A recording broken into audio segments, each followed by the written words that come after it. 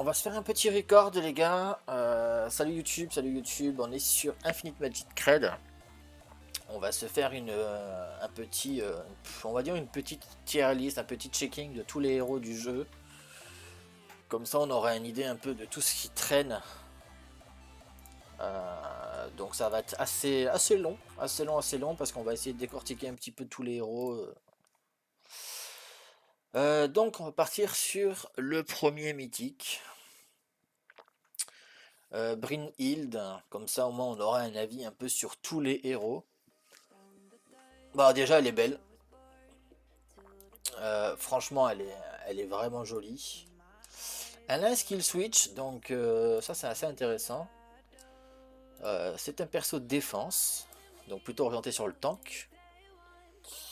Donc c'est un perso donc qui fait des dégâts mono-cibles sur la défense, qui silence pendant un tour avec un certain taux de chance, et qui réduit la barre ATB, donc c'est pas trop mal. Ensuite, AOE de 280%, après avoir enlevé tous les buffs sur l'adversaire, donc c'est plutôt cool. Petit passif, elle change de forme entre le Heavy Canon et le Heavy Sword, donc elle a soit un canon, soit une épée. Sa forme initiale, c'est le canon. Ça réduit les dégâts directs de 20% et ça lui donne un effet de raise de 30%. Donc c'est pas trop mal. Et son ultime, c'est simple, c'est qu'elle change de forme. Voilà, si vous lancez son ultime, hop, elle change de forme. Et du coup, son S1 devient le Wolfblade Slash. Donc c'est 2 fois 160% sur une seule cible. Et ça ignore Immortel, Damage Immunity et Shield. Donc si la cible est immortelle, vous faites le S1 de ce perso et ça tue le perso. Voilà, elle s'en fout, que tu sois immortel ou pas, elle te tue. Ensuite, le S2, tu sélectionnes un allié, tu lui mets le Wall Spirit, ça le possède pendant 2 tours, et pendant ça, ça réduit tous les dégâts qu'il prend de 40% et ça counter-attaque. Et ça fait des dégâts à hauteur de 200% de la def de Brynhild. En vrai, elle est pas mal. Hein.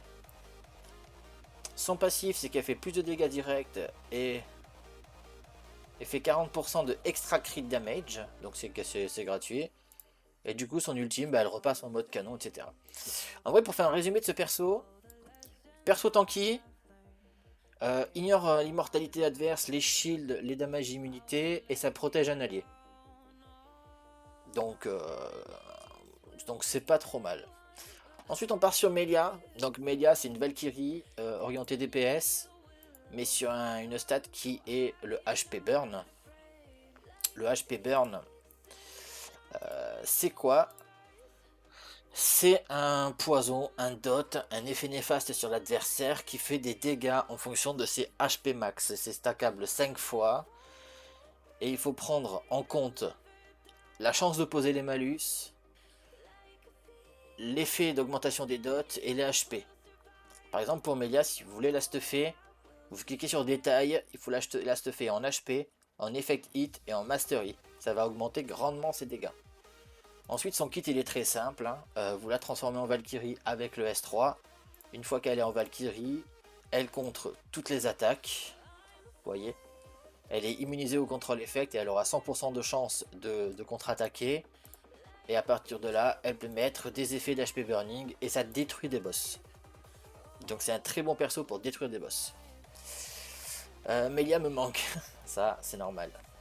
Ensuite Vera, on va passer dessus rapidement, c'est un très bon support. C'est un très très bon support, surtout avec son ultime. Ça met Fufu ta team. Voilà, ça met Fufu. Ouais, c'est ça. Ça donne 50% de crit rate à tous les alliés et ça les met Fufu. Donc Fufu invisible. Et ensuite son kit il est très simple. Hein, c'est à chaque fois qu'il y a un allié qui est dans le statut de Fufu, ça restaure ses HP, ça fait des dégâts en zone et ça silence. Donc voilà, c'est un bon support si vous avez que 50% de crit. Vous prenez ce perso, vous êtes tout le temps à 100% de crit avec. C'est pas mal. Alors off, il a un peu la même mécanique que Melia par rapport au HP burn. mais il met aussi un effet de rest down sur l'adversaire. L'effet de rest down, c'est sa chance d'esquiver les malus. Lui, il met 50% en moins. Donc ça vous permet de mettre plus de malus sur l'adversaire. Il break def et il tenacity down aussi. La ténacité, si vous ne savez pas ce que c'est, vous allez ici, vous cliquez sur mort et vous avez tous les effets ici. Donc la ténacité, vous voyez, ça réduit le crit damage. Donc si il réduit la ténacité adverse, ça veut dire que vos personnages vont faire plus de crit damage sur l'adversaire. Ça c'est comme si vous enleviez une armure à un chevalier par exemple. Il devient à poil et vous le tuez. Et son ultime, c'est du HP burn. Le malus vaut aussi pour le boss. Ah oui, bien sûr. Si vous mettez les malus sur le boss, de toute façon là c'est que des malus à mettre sur l'adversaire. Donc faut pas hésiter. Donc si vous mettez le malus sur le boss, vous le tapez plus fort. Ensuite on part sur Ezonja. Ezonja c'est la même mécanique que Melia encore une fois, que le personnage qu'on vient juste de voir avant. C'est un poseur de HP burning, tout simplement.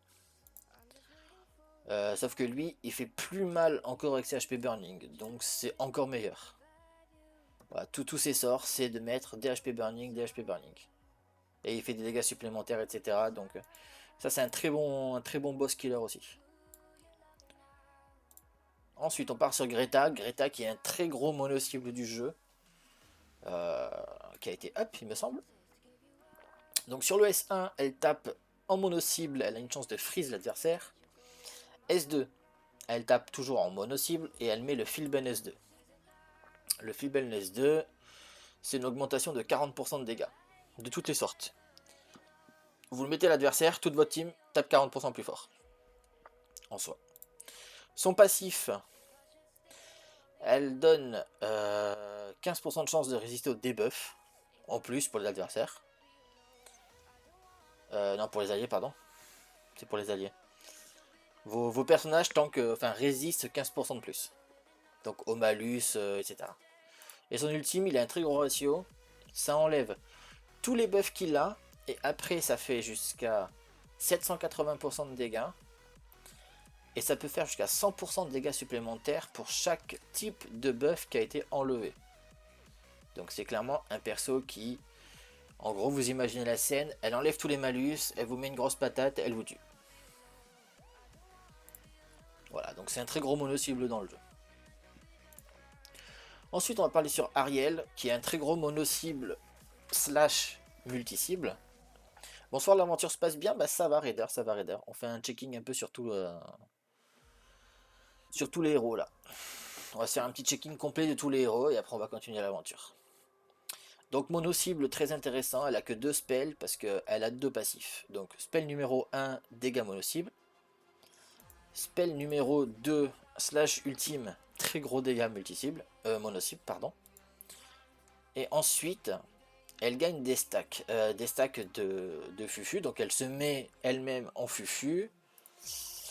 Et elle ne peut pas être ciblée quand elle est Fufu. Donc ça, voilà, c'est normal, hein. Et ensuite, donc voilà, tu gagnes le statut de Fufu. Elle regagne un tour immédiatement. Et elle fait 40% de dégâts.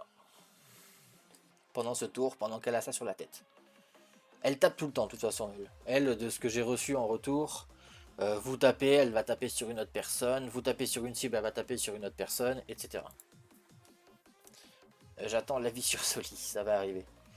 Nathalie, je sais que quelques personnes l'ont eu. Donc Nathalie elle tape sur le bleed. Le bleed c'est le saignement.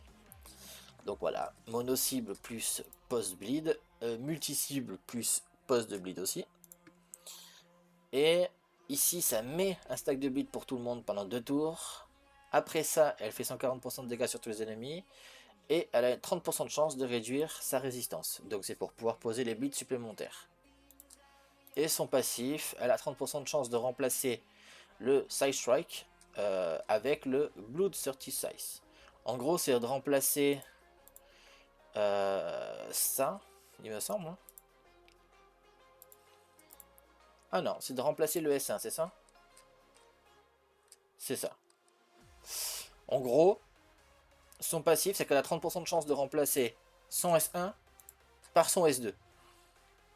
en fonction du nombre de stacks de statues, de stacks de bleed qui est en face. Donc vous faites plus d'AOE. Et vous reposez plus de bleed, etc. Donc sur une team bleed, elle peut être pas mal. Nazil, on va l'appeler comme ça.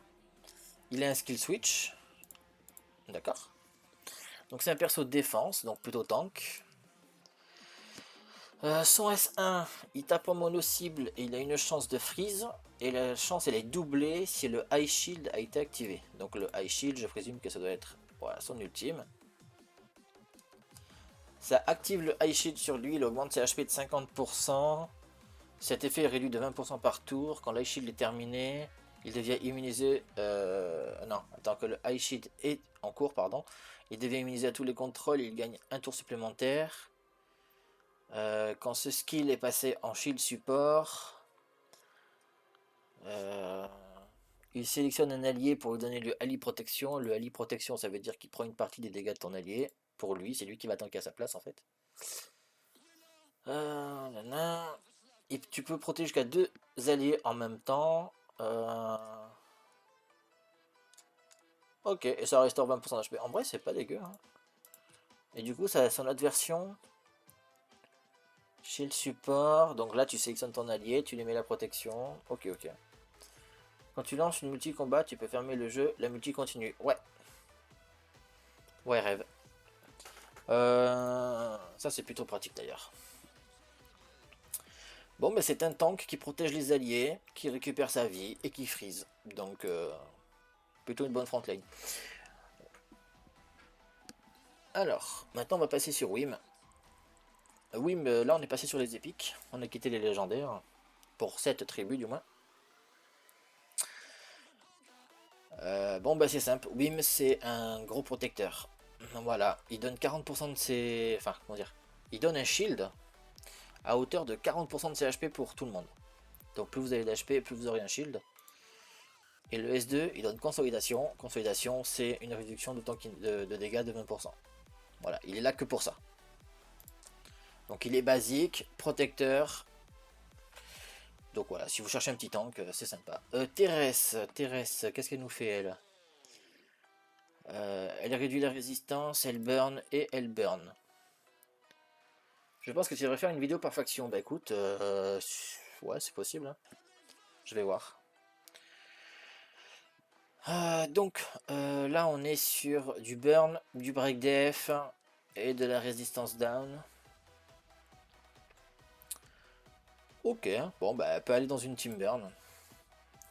Je pense que l'idée d'une vidéo par faction, je vais le faire. Donc on va finir cette faction qui est Dragon Tribe, la tribu des dragons. Je sais pas comment c'est en français. Et ensuite à chaque fois je vais couper la vidéo, je vais refaire une vidéo, etc. Et je les posterai en fonction. Donc maintenant on est sur Star. Donc Star lui break def. Il augmente le crit des alliés et le crit rate pour lui-même de 50%, les alliés de 25% seulement. Il peut rejouer. Et derrière, il fait 2 fois jusqu'à 240% sur une cible. Donc c'est un DPS qui devient immortel s'il doit mourir. Et il buff les alliés. Qui n'est pas mauvais en soi, mais on va pas le jouer. Un star, c'est ça. Naya est un support. Support DPS. Donc le S1, elle bleed. Le S2, elle augmente l'attaque des alliés de 20%. Et le S3, elle tape sur tout le monde et elle peut break def. En gros, elle peut break def 1. S'il y a déjà le break def 1, elle peut break def 2. Break def 2, c'est 60% de défense en moins. Et son passif, c'est qu'elle régène un peu ses HP à chaque tour. Donc, si vous avez Cal sous la main, elle a un petit buff de dégâts, mais après, c'est rien de plus. Ensuite, on a Blade. Blade qui tape en fonction de sa défense. Donc, S1, 160% et il restaure ses HP de 5%. S2, il donne 60% de def en plus pour lui. Et ensuite, il fait des dégâts et il réduit la barre ATB adverse de 15%. Star, pour moi, c'est les flics. C'est pas faux. Et ensuite, il stun sur le S3. Donc voilà, un petit perso qui tape sur sa def, qui stun et qui break def. Donc à mettre de côté. Ensuite, on arrive.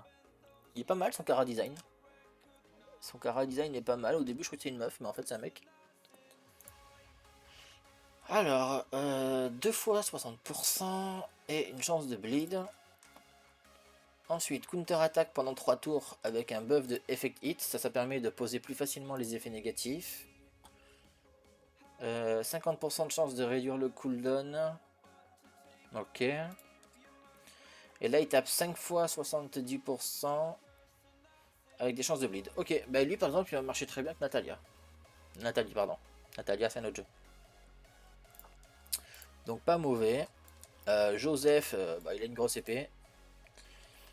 Après, voyons voir. Alors, il fait 180% de dégâts. Et il fait 100% de dégâts s'il y a quelqu'un sous l'effet de provocation. Le S2, il fait une AOE avec 30% de chance de break attack de 40%. Et le S3, il augmente son crit rate de 25%. Et après, il tape et il provoque. D'accord. Bon, il est sympathique en vrai. Et là, on arrive sur les bleus. Mais les bleus, on va pas les regarder parce que ça nous intéresse pas. Et voilà, donc pour Dragon Tribe, en tout cas, la présentation est faite. Donc on va couper la vidéo là. Et on va faire du coup une vidéo sur chaque faction. Donc il y aura 10 vidéos que je vais sortir. Peut-être pas en même temps. Je sais pas, je vais voir si je sors les 10 en même temps. Mais ça va faire beaucoup de 10 d'un coup. Mais au moins chaque personne pourra voir chaque faction, etc. Donc voilà. Voilà, je ferai les montages, etc. Parce que sinon ça va être un enfer. 5 et 5. Ah, tu penses sortir 5 et 5? Ouais, c'est possible, c'est possible.